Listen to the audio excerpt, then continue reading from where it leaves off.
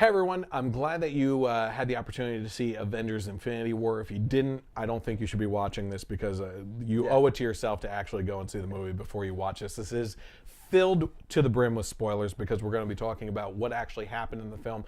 But this is our additional review. You can actually catch the original review of the movie, spoiler-free, and our scores for it. On the YouTube channel. Just look up the review by the Generation Y Conservative. But in the meantime, we're going to have a little bit of a spoiler edition here. So again, please tune out if you do not want any spoilers. So we went to see Avengers Infinity War on opening night. Yep. And like I said, paid for it dearly in sleep deprivation and everything. But it was wow. It was wow. Yeah, it was wow. Yeah. They went through great lengths. I don't know if you were following all the social media stuff, but they were coming out with people, the directors saying, the actors saying, don't spoil this for people. Yeah. We have been now building this universe and this expectation for Thanos for 10 years. Yeah. I mean, he is the person behind Loki's attack on New York City in the original Avengers film and everything. He's had his hands in everything, and it's all been building up to this. Yep. You know, so that being said, one of my biggest concerns going into this movie, and I said it in the review, was how do they take over 20 characters and really give them due diligence in time, screen time allotted to them, and allow them to, still be their character and prosper on screen in that. You know.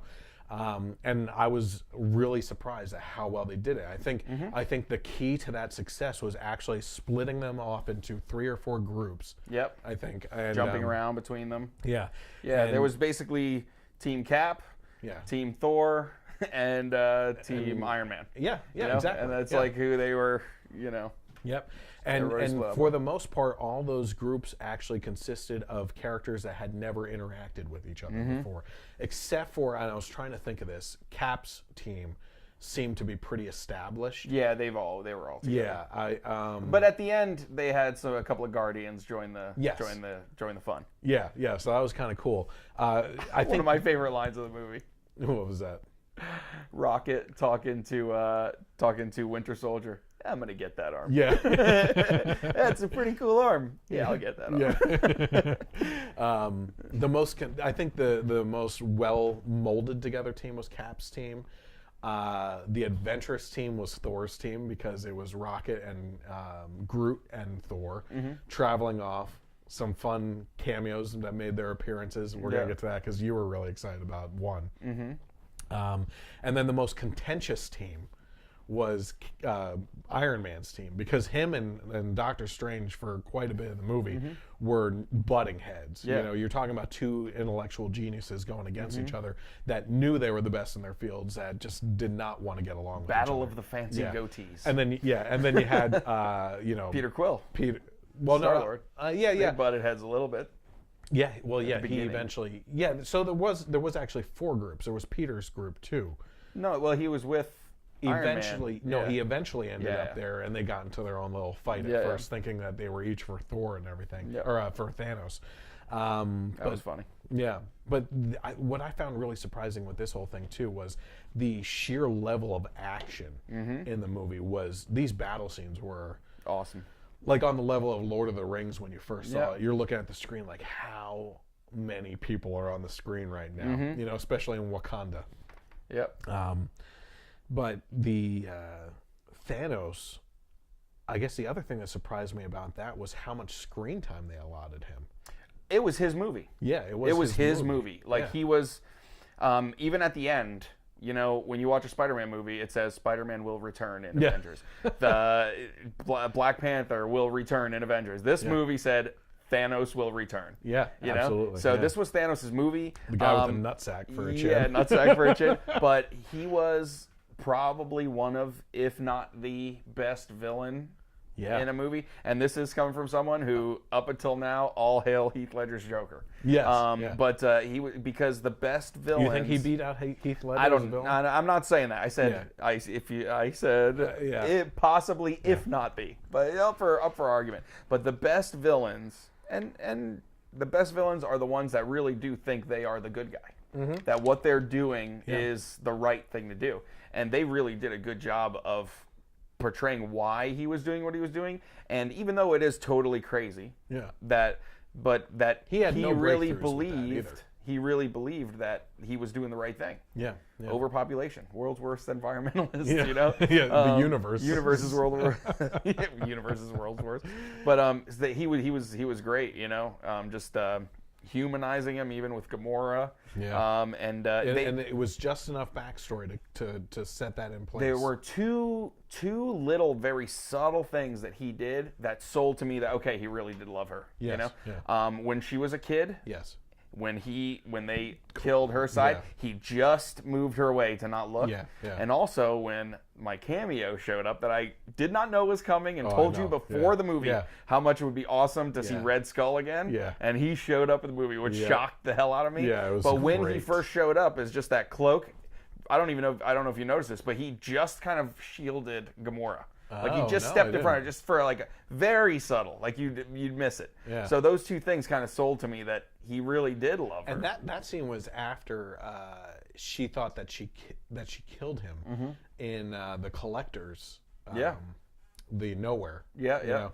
And he actually witnessed her thinking that she killed him, and he still like defended her. Yeah. You know? What I was going to with all that though was that even with all these big action set pieces and trying to take on the gravity of just how bad the situation was, you know, I mean, you're talking about Thanos, this genocidal maniac, wielding the power to reverse time, right? Alter reality. Why didn't he make everything bubbles? Yeah. Yeah, why did he make every Avenger just shooting out bubbles like all the time? You know, but it's one of those things where he's too powerful, then you don't have a movie, so you just got to let it go. But even with the gravity of the situation and everything, what I found pretty fascinating was the fact that the humor was off the scales, and it wasn't anything where you were like, oh, that didn't fit. They just fit something funny in there to fit something funny in there. Yeah.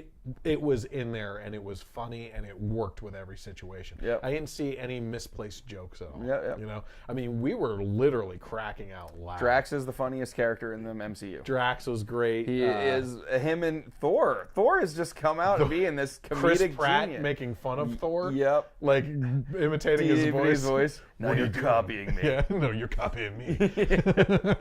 Oh my God. Stop touching his muscles. Yeah. But I liked when Thor was with Captain America. Oh, you got a haircut. I see you're copying my beard. Yeah. But the Robert Downey Jr. was really funny too in some parts. But he was also very protective of Peter Parker too. I mean, you've seen that through Spider-Man. He Homecoming. feels responsible. He's Very the one who brought him in. Yeah. In Civil War. Speaking of Spider-Man, the Iron Suit, Iron Spider-Man. Dude, that's in one of my biggest surprises. When those legs shot out, I was like, yes, that is awesome. Because, you know, I really did not like how, I thought that suit always looked awesome, but I didn't like how people called it the Iron Spider suit because it didn't have the legs. Yeah. You know, but it had the legs. Yeah. It was great. So let's talk about some of the surprises. Number one, Red Skull showed up. Yeah, right? that was huge. I think one of it's funny you say huge. The other one was Peter Dinklage showed up as one of the dwarves. Giant dwarf. A giant dwarf, which was the funniest part of the whole thing. Like he literally just kind of came out of nowhere and kicked Thor off to the side, you know, which was kind of funny. But that was a really cool cameo, and also surprising was the lack of appearances from Hawkeye and Ant-Man. Yep. You know, everyone else was in there. That they had government deals from Civil War, and they were in government protection. Yeah, and they have to be in the next one. They have to be part of it. Yes. Well, I think the cast is going to grow exponentially with all the new characters being introduced and everything. I mean, the final credit scene was Nick Fury, his last thing, calling Carol Danvers, Captain Marvel. Too. And the theater didn't seem to understand what that symbol was. I was the only one that went, yes! So Brie Larson's going to be playing her. And obviously, before the next Avengers continuance of this, which right now in the credits was Avengers Infinity War 2. Infinity War disappeared and the Roman numeral 2 was the eyes were left. And then it kind of swept away. Before that movie is released, we are going to have an Ant-Man and Wasp movie. Did you hear about that? Like we were talking about, like how is that going to work if half the people are dead? But apparently, the events of Ant-Man and Wasp are set before the events of Infinity War. Oh, I don't like that. Yeah, it is though. That's how it is. Huh. Because otherwise, it wouldn't make sense. They'd just be having their own little adventure, just completely ignoring the fact that half the people in the world are gone. Okay, so it ends with why they can't make it to this thing. Then. Possibly, yeah. Probably. We're also going to have a Captain Marvel movie. Yep, that's going to be March Avengers. of next year, and then it's around May again for the next Avengers. Now, Captain Marvel will be set in the 90s, Yep, and Coulson will be back, Yeah. and Nick Fury. With 2 eyes. What do you mean? Oh, yeah, 2 eyes, yeah, Nick Fury. Yeah. But this will be her origin story, Yep. yeah, essentially. She was from the planet... She has Kree DNA. Yeah. Which is Ronan the Accuser. He was Kree, you know?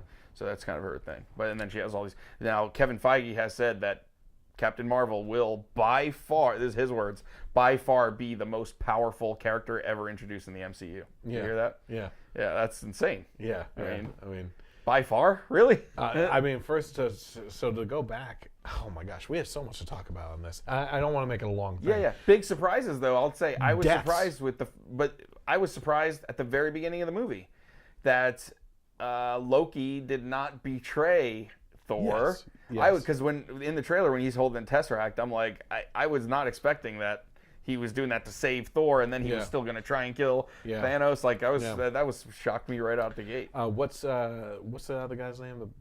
Heimdall. Heimdall. Yeah. Heimdall and Loki die Immediately in the very beginning. Yeah. Then within that same sea, Hulk and Thanos go to town on each other, fighting, and it was incredible. The Dark League, or what is it called? The dark. I don't know. It's Sons of Thanos or something like that, and then the Dark. Yeah, creepy villains. Squidward. Yeah, Squidward was the creepiest. Yeah, though. he was cool. By far He was cool though. Like a sadist. Yeah, you know, alien. But the deaths in the movie. I mean, essentially, we ended the movie with Loki and Heimdall dead, right? Mm-hmm. You had the death of Gamora during the movie at the hands of Thanos because he loved her for the Soul Stone. And then it ended with half the population of the world just going to dust, right? See, the dust deaths to me don't count. They're coming back. Yes, and I want maybe not all of them. I want Gamora to come back. Yeah, I don't know if she will though, because she wasn't a dust death. I feel like non-dust deaths are final. But well, speaking of dust deaths, Peter Parker's was the hardest to watch. Yeah, because he was a kid. Yeah, he's like, I don't want to go. He's like clinging to Iron Man. Man, just thinking about it. But you had Peter Parker. You had Quill. Yep. You had Drax. Yeah. You had Groot. Rocket in front of Rocket. Alive. Yeah. Winter Soldier or White Wolf. Yeah. Scarlet. Falcon. Yeah. Falcon can go. Yep. The Scarlet Witch. Also Mantis. Yep. Mm-hmm. Vision, even though he was killed by Thanos, I forgot about him being a death. He's not a dust death. No, but he did dust off. Yeah. You know. Scarlet Witch you mentioned. Yeah. It was crazy. Yeah, I mean, half the Avengers died. The craziest thing too was the ones that everyone thought would die: Iron Man, Captain America, Thor. Yeah. Nobody died. No. They're all alive. As a matter of fact, someone said that in the original Avengers are all still alive. Mm-hmm. The Captain America, the Hulk, Iron Man, and Thor. Yep. All four of them were the original. And Scarlett Johansson, Black Widow. They're all still alive, you know. Yep. And Hawkeye is somewhere, you know. He's not dead. He may be dusted. We didn't see him. Half the humans died through dust. Yeah. So Fury and one of them died. Yeah. Ant-Man, 50-50 chance. Yeah. One of them's gone.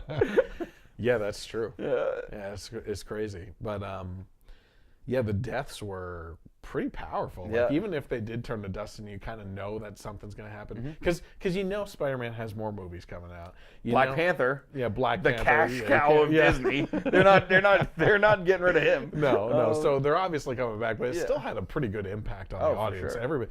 And when Tony Stark got stabbed through the stomach, I thought he was dead there. I thought he was done. Yeah. And I was sitting there like this.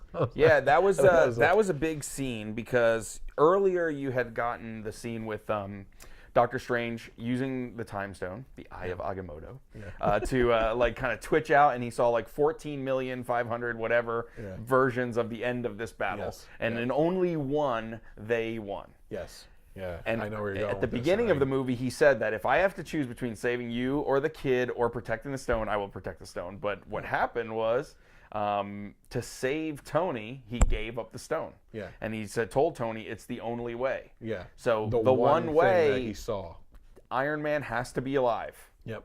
For them to win somehow. Yeah. So that's got to be a big thing in the second movie. Yeah. You know, why Doctor Strange gave that up. It'll be interesting. Yeah, that's for sure. Yeah, it was awesome. You really have no negatives. No. See, I'll give you one reason right now why it got at least half a point taken off for me. Okay. No Korg. Korg. Oh, that's right. No Korg. Well, no, everyone else died on that ship. Half the people died on that ship. No. They said half. They said half. Really? Yeah.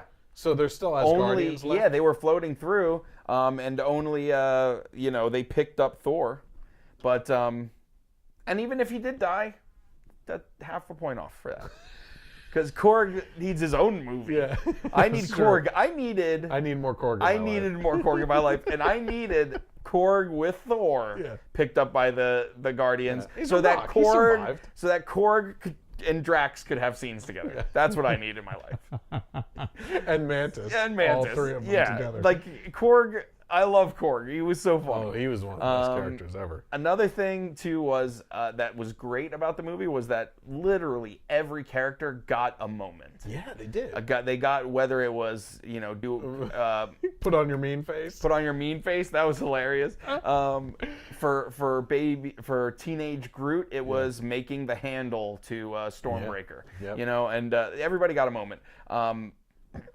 Captain America though, I need the leadership from him, and I don't feel like I got that in this movie. No. His moment was appearing behind the train and then catching the staff. Yeah. That was his moment. And him and Black Panther sprinting ahead of everyone. Yeah, that was awesome too. And speaking of cool moments of collaborations, Black Widow, Black Panther's protector, who do you remember her name? A Corey Aoki or something like that. But it's Michonne. Yeah, Michonne. And Scarlet Witch all battling the female Dark One. Yeah, that was awesome. Man, yeah, that was and I loved when Scarlet Witch showed up and she like went to town on a whole group of people, and then Michonne was like, "Why has she been in the back this whole time?" Yeah, it's pretty funny. So. Yeah, it was Thor's new weapon when he came down on Wakanda. He's got his whole lightning thing just figured out. I love how long they made the handle. It's just this huge thing, you know. Yeah. And he's just wiping everybody out. But so what else didn't you like? So the lack of like leadership scenes with Captain America, no Korg. One thing I kind of didn't like was how when they almost got the gauntlet off of him. And Quill couldn't control himself. Like, you get that, but it was just laying it too much on him to blame him for not getting the gauntlet. You know what I mean? Yeah, but it was just laid too much. Like, it was just dumped on him. Like, okay, it's all your fault that this whole thing happened because we almost had the gauntlet off. You know? I don't know. I kind of understand where they were going with that because there were definitive love stories throughout this. You had Pepper Potts and Iron Man. You had Gamora and Quill. Mm-hmm. You had Vision and Scarlet Witch. You had they didn't play too much upon the Bruce Banner and Black Widow at all. Mm-hmm. There was a nod to the fact that there's a little awkwardness because that Bruce whole thing left. I don't like anyway. That's another negative. I kind of like that. No. Anyway, because it's still established as canon from the Edward Norton Hulk movie, and General Ross's daughter Betsy Ross is Hulk's love interest, and they had like a real love interest in that movie, and she's just like that. Just is is that part of the canon? Yes, for it is. Yeah, the Edward Norton is in the MCU, and right, he is. But I mean, does that carry over to Mark Ruffalo's character? Yeah. Yeah. Yeah, Okay. because Thunderbolt Ross is the same actor. Yeah. Okay. And I even saw a video with Kevin Feige basically going through each of the phases. Yeah. And they talked about the Ed Norton movie and how important it was and developing the Hulk. And Was there one in Iron between Man there? shows up in that movie. Yeah, that's true. So it's part of it. And there was no like him and Betsy Ross didn't break up, you know. And Betsy Ross in the comics, that's Bruce Banner's, you know. Yeah.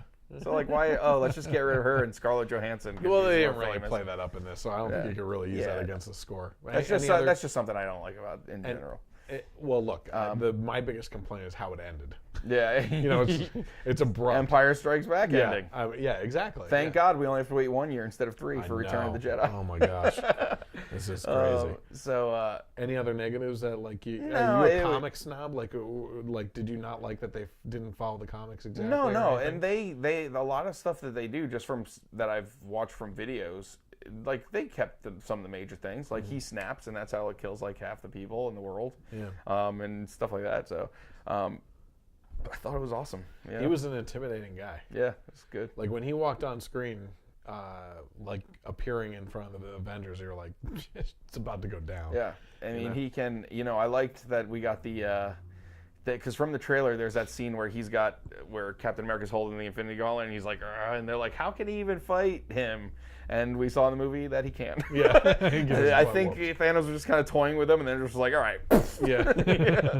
So, yeah, it was good, you know. Yeah, it was but Red Skull showing up was awesome. And are there any other villains that are missing that could make an appearance in the next one by any chance? I mean, I kind of wish we saw. Maybe? Well, he died. Did he die? Yeah. And I would like to see Jeff Goldblum again. Oh yeah, from Ragnarok. he has to be in it. I would have liked to see a scene of him and his brother, the Collector. That would be great. Collector is assumed dead. Assumed dead. Yeah. Because he was just a illusion. Of, reality. The Reality Stone. Yep. So yeah, but him. I don't know who else really. Most times the villains die. I feel like. Well, you know who is missing is the Black Sorcerer, who basically turned from a good guy into a villain after the Master turned out to be using dark forces and stuff. For what movie? Doctor Strange. Oh yeah. You know. Oh the black guy. He ended it by taking back that guy's ability to not be paralyzed, and he, you know. Yeah. He became a villain at the end. Yeah. Mm-hmm. So no word on where he is or anything. So that should be interesting. I just of want course Korg. we're never gonna get Killmonger back, unfortunately. Yep. Well, Time Stone could bring that back. Never know. I want to see Mickey Rourke back as Whiplash. Yeah. Anything else that you want to? Or you know who I'd like to see? Just because I think he's awesome, the actor. From Iron Man 2, the other weapons dealer. You know who I'm talking about? Guy? No, he was like he was like the Hammer. Yeah, Hammer Industries. Yeah. he was good. He dances in every movie. That guy, Sam Rockwell. Yeah, Sam Rockwell. So but it was good, and I just want Korg. I'm hoping Korg shows up somehow in part 2. Well, Mikey gave it a 9 out of 10. Mm-hmm. I personally gave it a 10 out of 10. I really, honestly didn't find anything wrong with it. I love the humor, the action, and everything, and the build-up. And it's just maybe it's the fact that it's leaving you hanging like that. Oh yeah, you're just like, Empire is the best Star Wars. Yeah. So we appreciate you guys tuning in for the spoiler version of the review. And we'll catch you next time. As I said in the original review, our next review will actually be for Deadpool 2. Mm-hmm. So I'm sure there's going to be some funny things to say about that one, too. So have a great night, and God bless America.